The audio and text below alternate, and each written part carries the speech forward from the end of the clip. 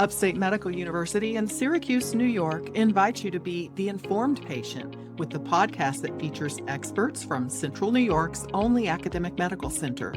I'm your host, Amber Smith.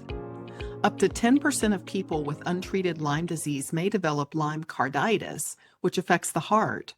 To learn more about this condition, I'm talking with Dr. Erin Underriner. She's an assistant professor of emergency medicine at Upstate. Welcome to the Informed Patient, Dr. Underriner. Thank you so much for having me, Amber. I'm happy to speak with you. Now, you were a co-author of a paper in the journal Wilderness and Environmental Medicine that reviewed the management of Lyme carditis. I'd like to start by asking you to tell us what Lyme carditis is. So Lyme carditis is a rare but potential complication from Lyme disease. It can occur in the second phase of the disease if the initial infection is left untreated. And Lyme carditis most frequently presents as disruptions and complications in the heart's conduction system, so the electrical system of the heart. But it can rarely present as other complications in the heart, such as problems with the muscle of the heart. So how soon after a tick bite would Lyme carditis develop? Because Lyme carditis is a potential complication in the disseminated phase of the Lyme disease, so kind of the second phase of the disease, it can occur weeks to months after that initial infection. So somebody might have forgotten about a tick that they found, or maybe they never even knew that there was a tick on their body by then. Yes, again, this can happen if the initial infection or tick exposure was not treated. And so people might not remember that there was a tick bite, or maybe there was a tick bite that they did not think that the tick was attached for long enough to cause Lyme disease. And so then the disease can progress. The bacteria that causes Lyme, does that get to the heart just through the bloodstream? Yeah, so the bacteria can get to the heart through the bloodstream, but the exact way that it causes these cardiac complications isn't fully understood. It may be due to an autoimmune inflammatory reaction that then causes these complications in the heart. Now, I understand it affects the electrical activity of the heart. Does that mean that someone would feel fluttering in their heart, or how would you know that this was happening to you? The symptoms of Lyme carditis can include syncope, which means passing out, and losing consciousness, which happened in the paper that you're referencing, that we reviewed 3 patient presentations. All 3 of the men had syncope. They presented with episodes of losing consciousness. But you can also have symptoms of palpitations, like you said, like fluttering in the heart, lightheadedness, shortness of breath, or chest pain. Yeah, the paper lists 3 cases of Lyme carditis in young men aged 19, 22, and 32. Is it unusual for someone that young to have heart problems? Severe heart block is rare in this age group. And so because of that, when these young men presented with the symptoms that they had and had EKGs that showed heart block, Lyme disease and Lyme carditis was at the top of the differential diagnosis as a potential cause of their heart block. How do you diagnose Lyme carditis? So the diagnosis of Lyme carditis is a combination of patient historical features, such as if they remember a tick bite, if they frequently spent time outdoors, or if they recently traveled to an endemic area, plus clinical features such as the EKG showing heart block or heart problems, and then usually a blood test that tests for Lyme disease. Very rarely, there might be additional testing needed, such as a cardiac biopsy or a cardiac MRI, but usually this is not needed to make the diagnosis. So if a patient came in with these symptoms, the emergency doctor would be thinking about this. You've seen it enough that this is something that you guys consider. Absolutely, because problems with the heart conduction system is rare in younger people, and because we live in an area where Lyme disease is prevalent, this would be at the top of your thoughts of what could be causing these heart problems in this young person. And so sending off that blood test for Lyme disease would be one of the blood tests that you would send from the emergency room. Are people surprised to learn they had Lyme when you diagnose this? Often, yes, because they might, like we talked about before, they might not remember that they ever had the tick bite. And so then they're surprised to think, how did I get that Lyme disease? There is a classic bullseye rash that comes with the initial Lyme disease infection, but up to 20% of people don't have that rash or don't report that rash. And so then people are surprised to find out they had Lyme disease if they never had the rash or they never noticed a tick bite before. This is Upstate's The Informed Patient podcast. I'm your host, Amber Smith. I'm talking with Dr. Erin Underriner, an emergency physician at Upstate, about her experience caring for people with Lyme carditis. So if someone was treated for Lyme, if they noticed the tick bite and they got treatment, they wouldn't be at risk for this? The treatment for Lyme disease, if the correct treatment is started, which is antibiotics, is very successful in preventing that second phase of Lyme disease or the disseminated Lyme disease. And so if people do seek the correct treatment, it's very successful in preventing these complications. Well, let's talk about how Lyme carditis is treated. Once you diagnose it in the emergency department, what is the treatment? Because it's heart block, right?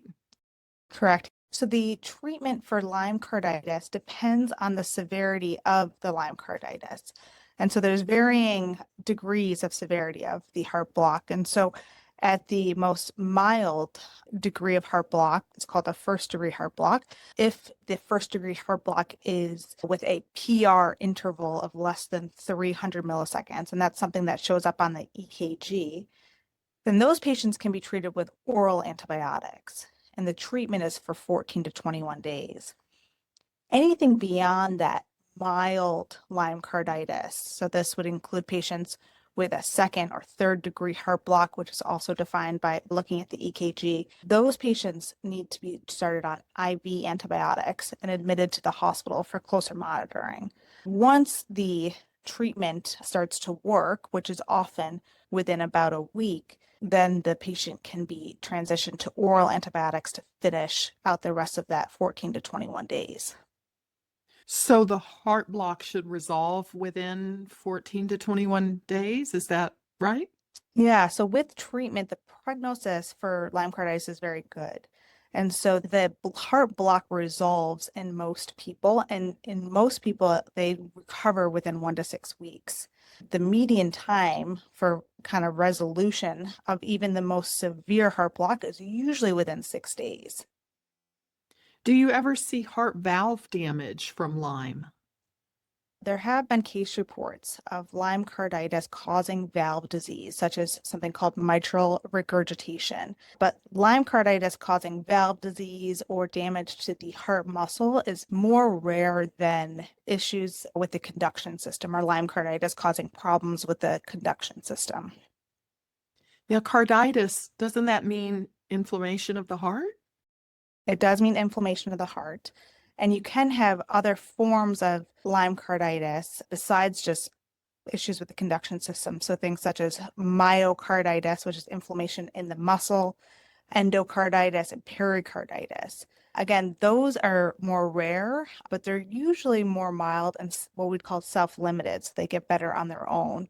There is very rare cases of severe heart problems where you can have heart failure or even cardiac death, but thankfully that's more rare. Are there pre-existing conditions that a person might have that would worsen Lyme carditis if they got it? If a person already has cardiac problems, maybe they already have heart failure or they already have problems with their electrical system, they might be more prone to a more severe disease or have more prominent symptoms if they got this infection. What about once this is treated? What is the long-term outlook for the person? Do they ever have repercussions from this come back later in life?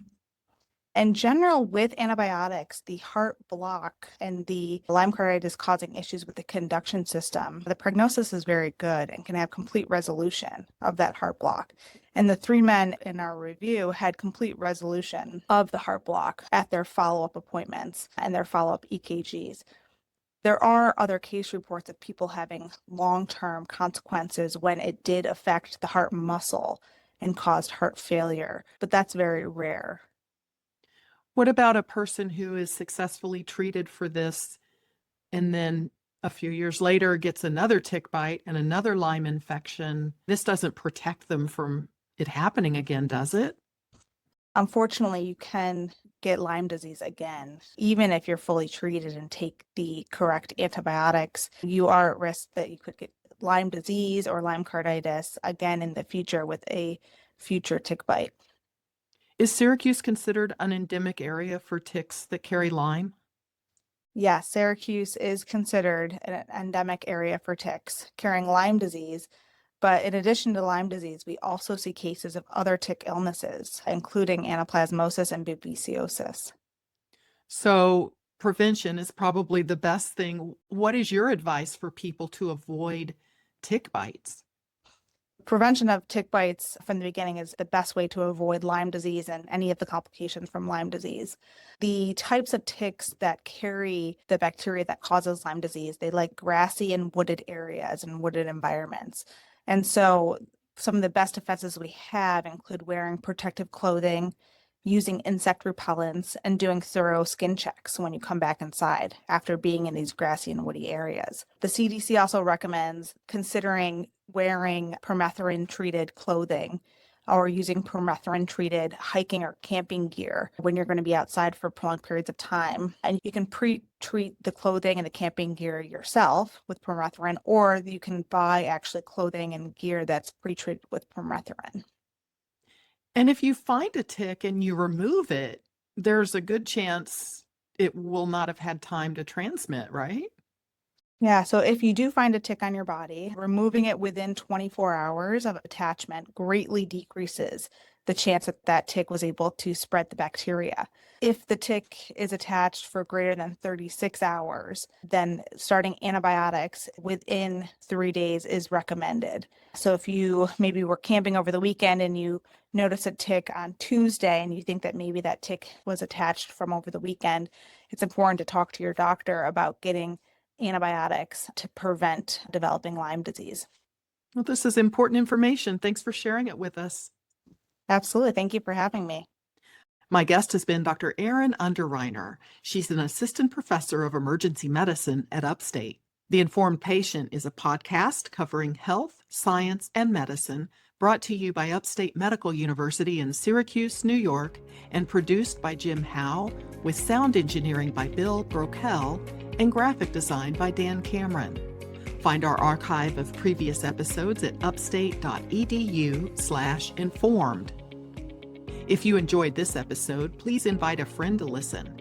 You can also rate and review the Informed Patient podcast on Spotify, Apple Podcasts, YouTube, or wherever you tune in. This is your host, Amber Smith, thanking you for listening.